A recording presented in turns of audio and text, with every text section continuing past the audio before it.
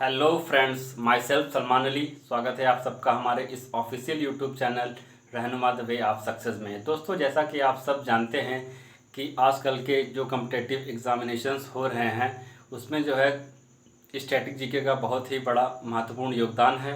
एवं एसएससी के जितने भी एग्ज़ाम्स हो रहे हैं, चाहे वो एसएससी का सीजीएल हो, चाहे एसएससी का सीपीओ हो, चाहे एसएससी का सीएचएसएल हो और चाहे एसएससी का एमटीएस हो, सारे एग्ज़ाम्स में स्टैटिक जीके का बहुत बड़ा योगदान है। एवं स्टैटिक जीके के बहुत सारे क्वेश्चंस एग्ज़ाम में आपको देखने को मिल रहे हैं। इसी को ध्यान में रखते हुए हम आप लोगों के लिए स्टैटिक जीके का वीडियोज़ आपके लिए बनाने की कोशिश कर रहे हैं। एवं उसी में मैंने आज शुरुआत की है कि नेपाल। दोस्तों, नेपाल से जितने भी क्वेश्चंस एग्ज़ाम में आए हुए हैं या एग्ज़ाम में बनने के चांसेस हैं, उन सब क्वेश्चंस को मैंने इस वीडियो के माध्यम से आप लोगों को कवर करने की कोशिश की है। दोस्तों, मैं उम्मीद करता हूं कि इस वीडियो को देखने के बाद में आपके जितने भी एग्जामिनेशंस होंगे उसमें अगर नेपाल से कोई भी क्वेश्चंस आएगा तो आप उसको क्लिक करने में एलिजिबल होंगे। तो दोस्तों, समय को ध्यान में रखते हुए चलिए वीडियो को शुरू करते हैं।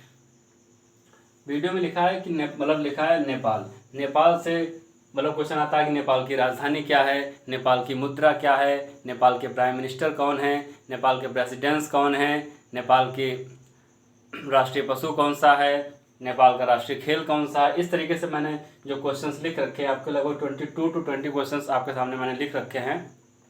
तो चलिए दोस्तों शुरू करते हैं। शुरुआत मैंने की है कि नेपाल की राजधानी। दोस्तों, नेपाल की राजधानी क्या है? सभी लोग जानते हैं कि नेपाल की राजधानी क्या है बेटा, काठमांडू है।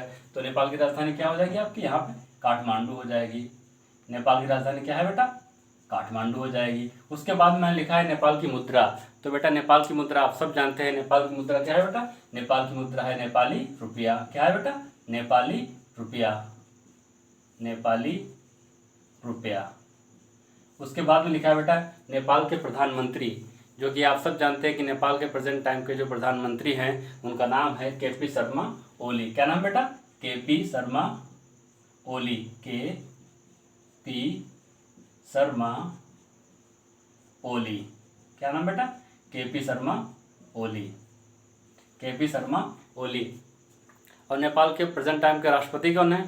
तो बेटा नेपाल के प्रेजेंट टाइम के राष्ट्रपति हैं विद्या देवी भंडारी। क्या नाम बेटा, विद्या देवी भंडारी। क्या नाम बेटा, विद्या देवी भंडारी। उसके बाद में लिखा है कि नेपाल में जो है राज्य कितने हैं, नेपाल में कितने राज्य? तो बेटा नेपाल में कुल मिलाकर केवल 7 ही राज्य हैं। नेपाल में कितने राज्य हैं बेटा, 7 राज्य हैं। उसके बाद में लिखा है कि नेपाल का राष्ट्रगान क्या है? तो बेटा नेपाल का राष्ट्रगान जो है थोड़ा सा डिफिकल्ट आप लोगों को याद करने के लिए होगा, लेकिन अगर आप 2-4 बार कोशिश करेंगे तो बिल्कुल आप लोग क्या है नेपाल का राष्ट्रीय गान, सथौ थुग फूल का हामी। क्या है बेटा, सथौ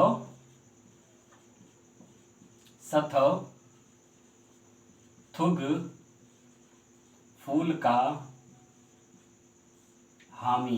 क्या बेटा, सथौ थुग फूल का हामी। अगर आप इसको 3-4 बार बोलेंगे, सथौ थुग फूल का हामी, बेटा इसका मतलब क्या होता है? इसका मतलब ये होता है कि सैकड़ों तरह के फूल हम। क्या होता है बेटा, सैकड़ों तरह के फूल हम। क्या बेटा मतलब होता है इसका, सथौ थुग फूल का हामी का मतलब होता है, जो कि नेपाल का राष्ट्रगान है, इसका मतलब बेटा होता है कि सैकड़ों तरह के फूल हम, सैकड़ों तरह के फूल हम। जब आपने राष्ट्रगान भी जान लिया है तो आप ये भी जान लीजिए कि राष्ट्रगान जो है सथौ थुग फूल का हामी, ये किसने लिखा है? तो बेटा इनका महान व्यक्ति का नाम है प्रदीप कुमार। क्या नाम बेटा, प्रदीप कुमार। क्या नाम बेटा, प्रदीप कुमार।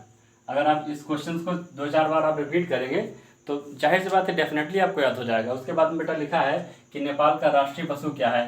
तो बिल्कुल सीधी सादी सी बेटा क्या होती है, गाय। तो गाय आपकी क्या है, नेपाल की राष्ट्रीय पशु है। उसके बाद बेटा क्या लिखा है, नेपाल का राष्ट्रीय पक्षी कौन सा है? तो बेटा नेपाल का राष्ट्रीय पक्षी क्या है, हिमालयन मोनल। क्या है बेटा, हिमालयन मोनल। क्या है बेटा, हिमालयन मोनल। तो बेटा नेपाल का राष्ट्रीय पक्षी भी हो गया, क्या है, हिमालयन मोनल। उसके बाद में लिखा है नेपाल का राष्ट्रीय खेल। तो बेटा नेपाल का राष्ट्रीय खेल जो है वॉलीबॉल है। क्या है बेटा, नेपाल का राष्ट्रीय खेल वॉलीबॉल है। क्या है बेटा, वॉलीबॉल। उसके बाद में बेटा लिखा है कि नेपाल की राष्ट्रीय भाषा क्या है? तो बेटा नेपाल की राष्ट्रीय भाषा क्या है? नेपाल की भाषा है आपकी नेपाली। क्या है बेटा, नेपाली। नेपाल की भाषा क्या है बेटा, नेपाली।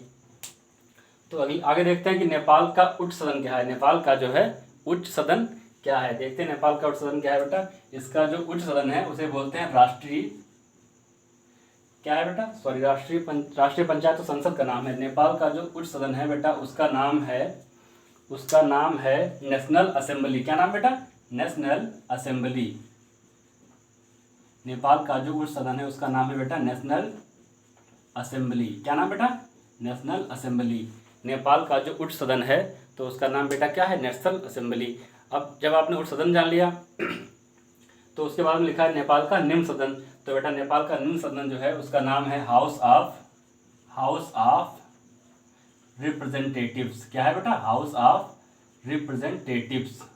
क्या है बेटा, हाउस ऑफ रिप्रेजेंटेटिव्स। उसके बाद में लिखा है कि नेपाल का जो संविधान है वो कब लागू हुआ था। नेपाल का संविधान कब लागू हुआ था। तो बेटा ये इंपॉर्टेंट डेट है, याद रखिएगा, 20 सितंबर 2015 को जो है नेपाल का संविधान लागू हुआ था। अब नेपाल के संविधान पर आ गए हैं, थोड़ा ये भी जान लेते हैं कि नेपाल के संविधान में कितने अनुच्छेद हैं, कितने भाग हैं और कितनी अनुसूचियां हैं। तो दोस्तों जब तक आप ये नोट कीजिएगा, अभी आगे बता रहे हैं। तो बेटा देखते हैं कि नेपाल में अनुच्छेद जो है कितने हैं। नेपाल में बेटा अनुच्छेद जो है 308 हैं। कितने अनुच्छेद बेटा, नेपाल में जो अनुच्छेद हैं 308 हैं। और जो है नेपाल में मतलब जो है संविधान में कितने भाग है। तो बेटा नेपाल के संविधान में कितने भाग हैं, 35 भाग हैं। नेपाल के संविधान में कितने भाग हैं बेटा, 35 भाग हैं। और नेपाल के संविधान बेटा अनुसूची कितनी है। तो बेटा नेपाल के संविधान में 9 अनुसूची है। कितनी बेटा अनुसूची है, नेपाल के संविधान में 9 अनुसूची हैं। अब थोड़ा नदियों के बारे में जान लेते हैं। नेपाल की सबसे लंबी नदी कौन सी है, सबसे गहरी नदी कौन सी है, सबसे बड़ी नदी कौन सी है। तो बेटा नेपाल की जो सबसे लंबी नदी है उस नदी का नाम है कर्णाली नदी। क्या नाम है, कर्णाली नदी। क्या नाम है बेटा, कर्णाली नदी। क्या नाम बेटा, कर्णाली नदी। और जो बेटा नेपाल की सबसे गहरी नदी है उसका क्या नाम है, उसका नाम है आपका नारायणी नदी। क्या नाम है बेटा, नारायणी नदी, नारायणी नदी। अब आपकी लंबी हो गई, गहरी हो गई, तो नेपाल की सबसे बड़ी नदी कौन सी है। तो बेटा नेपाल की सबसे बड़ी नदी जो है वो कोसी है। कौन सी है बेटा, नेपाल की सबसे बड़ी नदी जो है कोसी है।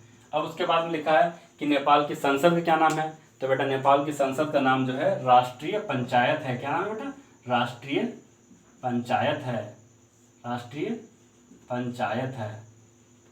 नेपाल की संसद का नाम बेटा क्या है, राष्ट्रीय पंचायत है। नेपाल की संसद राष्ट्रीय पंचायत है। उसके बाद लिखा है कि नेपाल में हिंदू कितने परसेंट लोग रहते हैं।